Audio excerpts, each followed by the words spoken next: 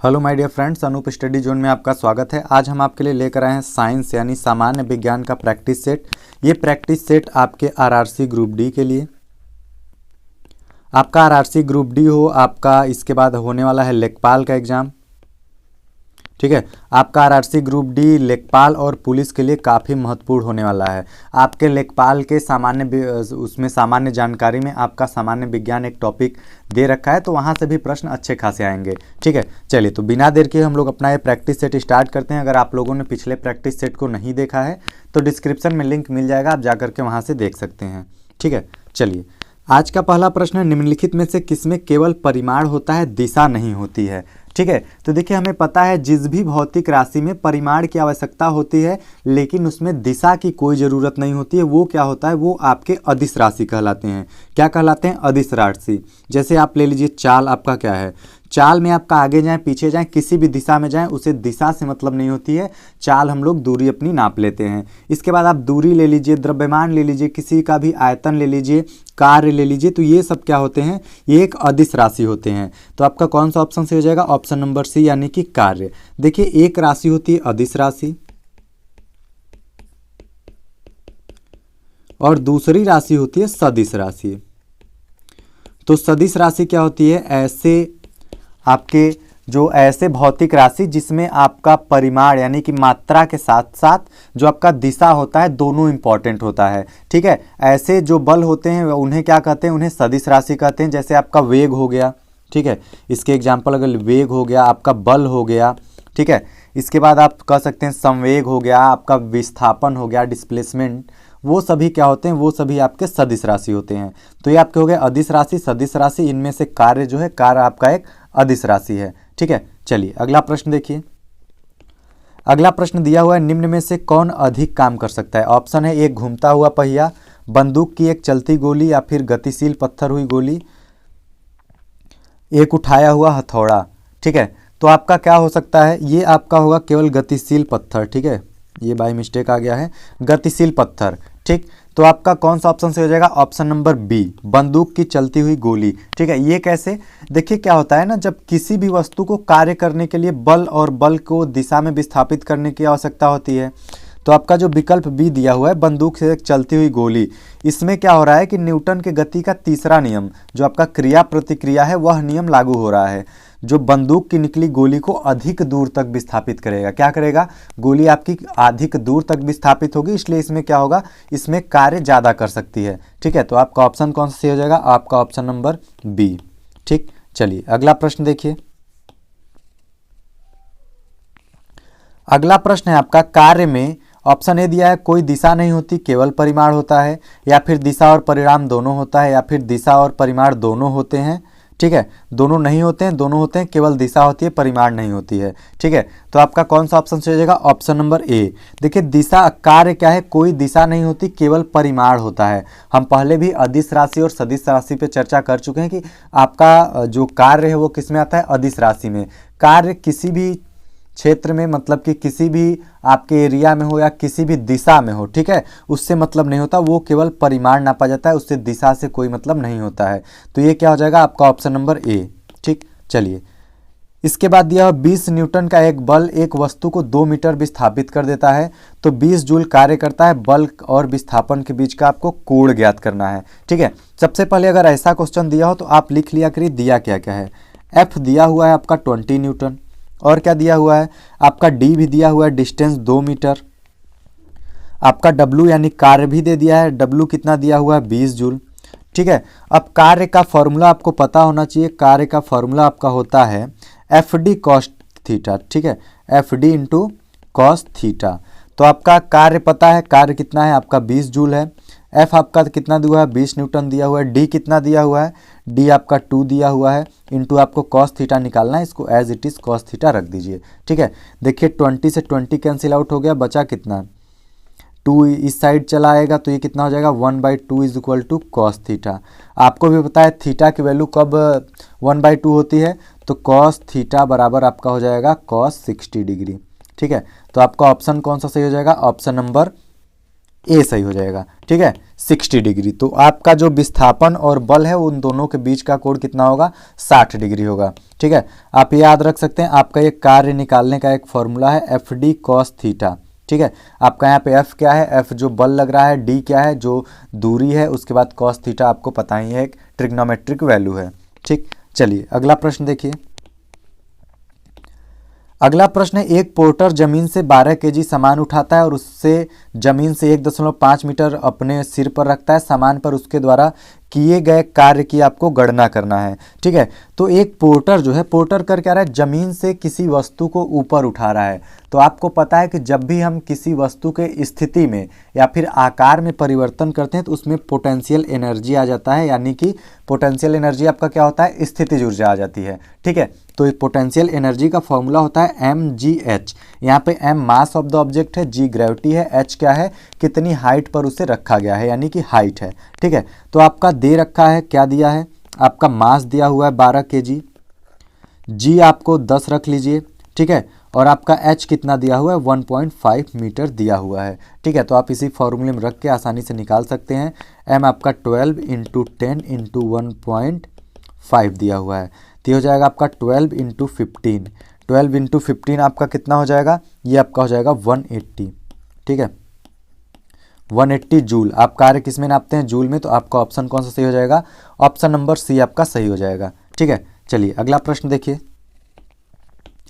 अगला प्रश्न दिया हुआ है, यदि एक हवाई जहाज 4000 मीटर की दूरी तय करता है और किया गया कार्य आपका 20,000 जूल है तो लागू किया गया बल ज्ञात कीजिए। ठीक है, तो आपका किया गया कार्य बराबर क्या होता है, बल इंटू दूरी होता है। ठीक है, W बराबर क्या होता है, W बराबर आपका क्या होता है, बल, F into D, distance. W बराबर एफ डी होता है। ठीक है, एफ डी कॉस थीटा है, लेकिन जब ये 90 डिग्री पे मूव कर रहा है। ठीक है, देखिए तो आपका W दिया हुआ है कितना, 20,000 जूल।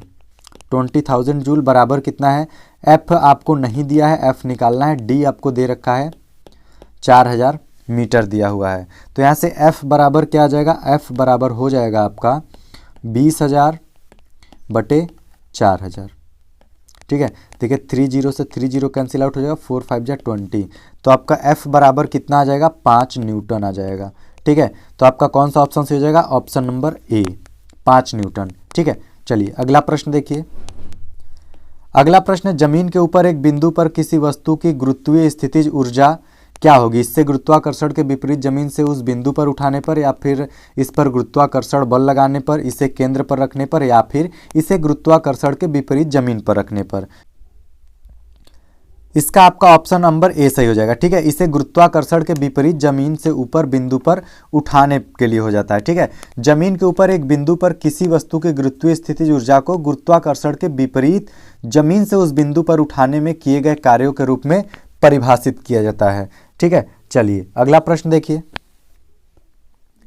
अगला प्रश्न है आपका, 1 केजी की एक वस्तु को 10 मीटर की ऊंचाई तक उठाया जाता है, गुरुत्व बल द्वारा किया गया कार्य आपका कितना होगा। जी आपको दे रखा है 9.8 मीटर पर सेकेंड स्क्वायर आपको लेना है। देखिए अगर गुरुत्वाकर्षण जो आपका गुरुत्वाकर्षण बल है उसके विपरीत कोई कार्य होगा तो जाहिर सी बात हो माइनस में होगा। ठीक है, तो आपका सबसे पहले तो इसमें होगा क्या, गुरुत्वीय बल द्वारा किया गया कार्य बराबर हो जाएगा आपका W बराबर mgh, लेकिन यहाँ पे G जो लगेगा वो माइनस में लगेगा। ठीक है, तो आपका M दिया हुआ है, M कितना है 1 kg, G आपका दे रखा है, G कितना है 9.8 मीटर पर सेकेंड स्क्वायर, H कितना दिया हुआ है, H आपका 10 मीटर दिया है। फॉर्मूले में रखेंगे तो आपका mgh, M कितना है 1 इंटू G कितना है आपका -9.8 है, इंटू H कितना है 10 है। ठीक है, तो ये आपका W बराबर कितना आ जाएगा, -98 जूल। ठीक है, तो आपका कौन सा ऑप्शन सही हो जाएगा, आपका ऑप्शन नंबर डी सही हो जाएगा। ठीक है, ऑप्शन नंबर क्या सही हो जाएगा, आपका ऑप्शन नंबर डी बिल्कुल सही हो जाएगा। चलिए अगला प्रश्न देखिए।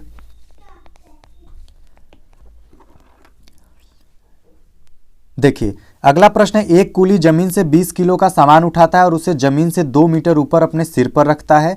सामान पर उसके द्वारा किए गए कार्य की गणना करना है। तो इसमें आपका जब भी आप किसी भी वस्तु की स्थिति या आकार में परिवर्तन करते हैं तो उसमें आपका कौन सा पोटेंशियल एनर्जी यानी कि स्थितिज ऊर्जा आ जाती है। इसका फॉर्मूला होता है mgh। आपका मास दे रखा है, मास कितना है 20 kg दे रखा है। जी आपको 10 रख लीजिए, अगर नहीं दिया होता है तो आप 10 रख लिया करिए। हाइट आपका 2 मीटर दिया हुआ है, तो आप यहाँ से इसे मल्टीप्लाई कर लीजिए। आपका पोटेंशियल एनर्जी बराबर हो जाएगा 20 × 10 × 2, यानी कि आपका कितना आ जाएगा 400 जूल। ठीक है, तो आपका कौन सा ऑप्शन सही हो जाएगा, आपका ऑप्शन नंबर सही हो जाएगा, ऑप्शन नंबर सी। ठीक है, चलिए अगला प्रश्न देखिए। अगला प्रश्न है, जब कोई वस्तु बल की दिशा में 1 मीटर की दूरी 1 न्यूटन बल के द्वारा चलती है तो किए गए कार्य की मात्रा पर कितनी है। ठीक है, तो ये आपका कितना हो जाएगा 1 जूल हो जाएगा। कितना हो जाएगा आपका ऑप्शन नंबर डी 1 जूल। ठीक है, चलिए तो इसका देखिए F बराबर आपको ऑलरेडी पता है, F बराबर होता है क्या, F × d cos थीटा। ठीक है, तो यहाँ से F बराबर जो W बराबर FD होता है। ठीक है, यहाँ W होगा, W बराबर F × d। तो आपका कौन सा ऑप्शन से हो जाएगा, F1 रखिए, D1 रखिए, 1 × 1 आपका 1 जूल आ जाएगा। ठीक है, ये आपका जूल में आता है। चलिए अगला प्रश्न देखिए। अगला प्रश्न आपका दिया है, 10 किलोग्राम वजन वाले जो सूटकेस को उठाकर एक प्लेटफॉर्म पर खड़े यात्री द्वारा किया गया कार्य कितना है। ठीक है, एक आदमी है, क्या किया है कि वह 10 किलोग्राम का एक वजन लेकर वो प्लेटफॉर्म पे खड़ा हुआ है। ठीक है, देखिए तो यहाँ पे आपको फॉर्मूला पता है क्या होता है, कार्य बराबर क्या होता है, W बराबर आपका बल और क्या होता है बल की दिशा में विस्थापन। तो यहाँ पे देखिए क्या है, W आपको निकालने के लिए 10 किलोग्राम तो दिया है, लेकिन क्या विस्थापन यहाँ पे दिया हुआ है, वह सूट को उठाकर एक जगह पे खड़ा है। यहाँ पे विस्थापन कितना हो जाएगा, यहाँ पे उसका विस्थापन 0 हो जाएगा। तो अगर विस्थापन 0 हो जाएगा तो उसका कार्य कितना होगा, कार्य उसका 0 हो जाएगा। यानी आप किसी भी वस्तु को अपने सिर पर उठाकर केवल खड़े हैं, आपकी एनर्जी लॉस हो रही है वो अलग बात है, लेकिन उसमें कोई कार्य नहीं हो रहा है। कार्य क्या होगा आपका, कार्य आपका 0 होगा। ठीक है, तो आपका ऑप्शन कौन सा से हो जाएगा, ऑप्शन नंबर बी। चलिए अगला प्रश्न देखिए। अगला प्रश्न दिया है, 4 किलोग्राम द्रव्यमान की एक वस्तु क्षैतिज दिशा में 5 मीटर प्रति सेकंड की गति से बढ़ रही है। इसकी गति 10 मीटर प्रति सेकंड तक बढ़ाने के लिए इस पर किया गया कार्य जो है वह कितना होना चाहिए। ठीक है, तो इसमें आपको क्या क्या दिया है, सबसे पहले आप उसे लिख लीजिए, उसके बाद देखिए इसमें कैसे फाइंड करते हैं। m बराबर आपका 4.0 किलोग्राम दिया हुआ है, और क्या दिया हुआ है आपका v1 यानी प्रारंभिक वेग। प्रारंभिक वेग को हम लोग u मान लेते हैं, u1, तो ये कितना हो जाएगा 5 मीटर पर सेकेंड है। ठीक है, इसके बाद आपका अंतिम वेग यानी फाइनल वेलोसिटी v कितना दिया हुआ है, आपका 10 मीटर पर सेकेंड दिया हुआ है। ठीक है, इसके बाद आपका क्या दिया हुआ है, वस्तु की गति 5 मीटर से 10 मीटर तक बढ़ाने हेतु वस्तु पर किया गया कार्य वस्तु की गतिज ऊर्जा में वृद्धि के बराबर होगा। ठीक है, तो आपका गतिज ऊर्जा का क्या होता है, आपका काइनेटिक एनर्जी का जो फॉर्मूला होता है 1/2 half into m into v का स्क्वायर होता है। ठीक है, तो ये देखिए आपका कितना हो जाएगा 1/2 इंटू, देखिए मास आपका m कितना दिया हुआ 4 दिया हुआ है। उसके बाद आपको इसको बढ़ाकर करना कितना है, आपका 10 आपका v2 माइनस v1 कर देंगे, तो यहाँ पे 10 का स्क्वायर माइनस 5 का स्क्वायर हो जाएगा। ठीक है, तो ये आपका कितना आ जाएगा 1/2 इंटू मास आपका 4 दिया हुआ है, इंटू कितना हो जाएगा 10 का स्क्वायर 100 माइनस 25, ये कितना आ जाएगा आपका 75। इसको कट करिए, 2 2 जा 4, 75 2 जा कितना हो जाएगा 150 जूल। ठीक है, तो आपका ऑप्शन कौन सा सही हो जाएगा, ऑप्शन नंबर ए, यानी कि कितना हो जाएगा 150 जूल। ठीक, चलिए अगला प्रश्न देखिए। अगला प्रश्न आपके लिए दे रखा है, 0.1 किलोग्राम वजन की एक गेंद को स्थिर स्थिति से गिराया जाता है। जब यह 2 मीटर की दूरी से गिरती है तो गुरुत्वाकर्षण के बल से लगने वाला कार्य कितना होगा। ठीक है, आपसे पूछ रहा है कि एक गेंद को, मान लीजिए आप अपने छत पे खड़े हैं, आपके छत की ऊंचाई अगर 2 मीटर है, वहां से आप 100 ग्राम की किसी वस्तु को गिराते हैं जो 2 सेकेंड बाद कितना दिया हुआ है, हाँ 2 मीटर की दूरी, तो गुरुत्वाकर्षण के लगने वाला कार्य जो होगा कितना होगा। ठीक है, देखिए तो इसमें सबसे पहले क्या क्या दिया है, आपका गेंद का द्रव्यमान कितना दिया हुआ है, m बराबर आपका दिया है 0.1 kg दिया हुआ है। ठीक है। इसके बाद आपका हाइट कितना दिया हुआ है, 2 मीटर दे रखा है। गेंद द्वारा ऊपर से नीचे की ओर गिराने में तय की गई जो दूरी है वो 2 मीटर है। गुरुत्वीय त्वरण आपको बोला हुआ है g बराबर आप 9.8 मीटर रख सकते हैं, मीटर पर सेकंड स्क्वायर। ठीक है। इसके बाद आपकी जो मीटर की ऊंचाई है, अब स्थितिज ऊर्जा बराबर क्या होता है, mgh होता है। ठीक है। तो स्थितिज ऊर्जा बराबर आप फॉर्मूला लगा दीजिए, पोटेंशियल एनर्जी बराबर m इंटू जी इंटू एच। ये कितना हो जाएगा, आपका मास हो जाएगा 0.1 इंटू 9.8 इंटू हाइट कितना दिया है 2, तो ये टोटल आ जाएगा आपका 1.96 जूल। तो आपका कौन सा ऑप्शन सही हो जाएगा, आपका ऑप्शन नंबर सही हो जाएगा, ऑप्शन नंबर ए। ठीक है, 1.96 जूल। ठीक है। चलिए, तो इसी प्रकार से आप इसको स्थितिज ऊर्जा का फॉर्मूला लगाकर निकाल सकते हैं। अगला प्रश्न दिया है, एक वस्तु पर बल लगने के बावजूद भी किया गया कार्य शून्य होगा यदि उसका विस्थापन कितना हो।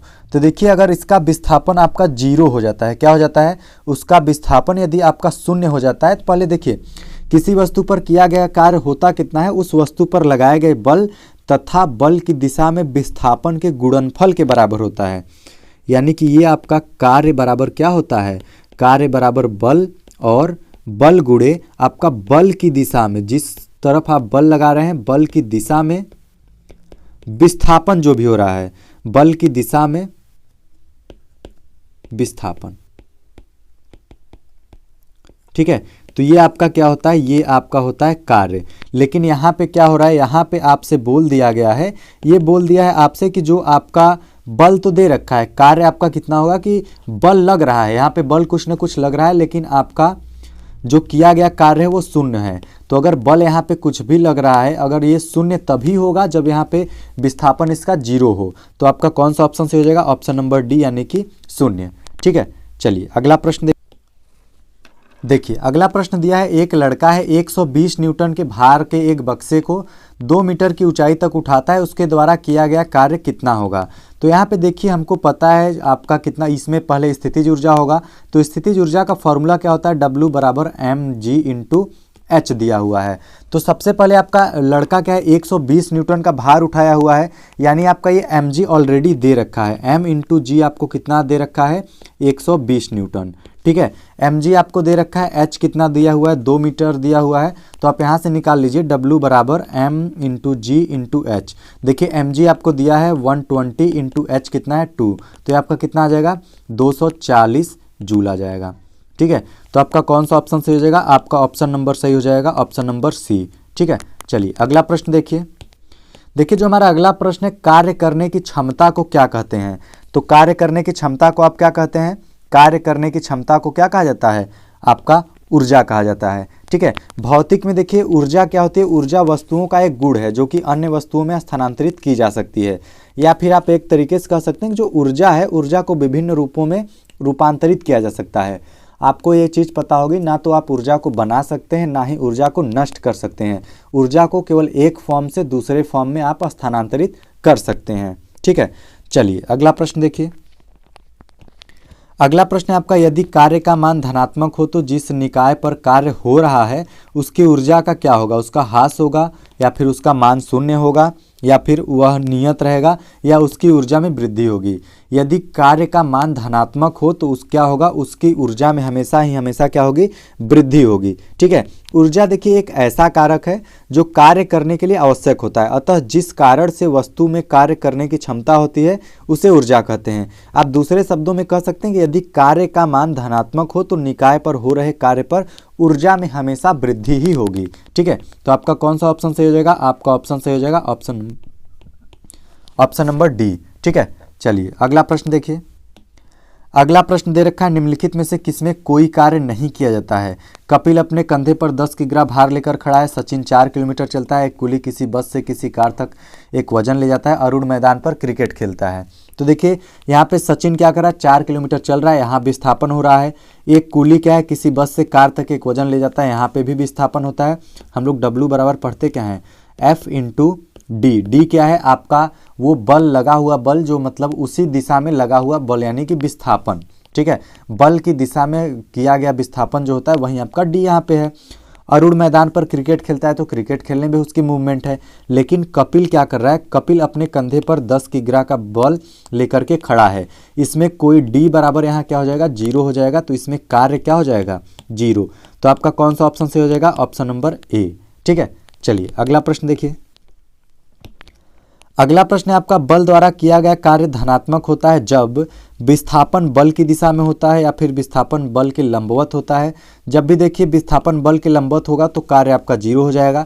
आरोपित बल में कोई विस्थापन नहीं होता, ये तो होगा नहीं। विस्थापन बल की विपरीत दिशा में होगा तो यहाँ पे जो आपका कार्य है वो ऋणात्मक हो जाएगा। तो आपका कौन सा ऑप्शन सही हो जाएगा, ऑप्शन नंबर ए। ठीक है, विस्थापन बल की दिशा में जब होता है तब आपका कार्य क्या होता है, धनात्मक होता है। ठीक है, चलिए अगला प्रश्न देखिए। अगला प्रश्न, निम्नलिखित में से किन गतिविधियों में कहा जा सकता है कि कार्य किया गया है। हर्ष पुस्तक पढ़ रहा है, पिंकी समतल सड़क पर अपने सिर पर पुस्तक रखकर चल रही है, श्रुति कुर्सी पर बैठी या खुशी घर के दीवार को धक्का दे रही है। तो देखिए हर्ष पुस्तक पढ़ रहा है, इसमें भी डी बराबर आपका 0 है। श्रुति कुर्सी पर बैठी है, डी बराबर 0। आप दीवार को धक्का दे रहे हैं, क्या आप जिस दिशा में बल लगा रहे हैं उस दिशा में कोई मूवमेंट हो रहा है, आपका दीवार क्या आगे जा रहा है, नहीं जा रहा है। तो यहाँ पे भी आपका विस्थापन 0 हो जाएगा। तो आपका ऑप्शन कौन सा सही हो जाएगा, आपका ऑप्शन नंबर बी, यानी कि पिंकी क्या कर रही है, समतल सड़क पर अपने सिर पर पुस्तक रखकर वो चल रही है। यहाँ पे डी का कुछ ना कुछ मान होगा। तो आपका ऑप्शन कौन सा सही हो जाएगा, ऑप्शन नंबर बी। ठीक है, चलिए तो आज के लिए बस इतना ही। अगर आपको क्लास अच्छा लगा हो तो लाइक करें, कमेंट करें, शेयर करें। ऐसे ही और वीडियोस पाने के लिए आप चैनल को सब्सक्राइब करना ना भूलें। हमारे चैनल पे लेखपाल की सारी क्लासेस सारे सब्जेक्ट्स के चलाए जा रहे हैं। उसके साथ साथ प्रैक्टिस सेट्स तो आप डेली देख सकते हैं कि प्रैक्टिस सेट डेली आपको शाम 8 बजे मिल जाता है। ठीक है, चलिए तो मिलते हैं अगले वीडियो में, तब तक के लिए धन्यवाद।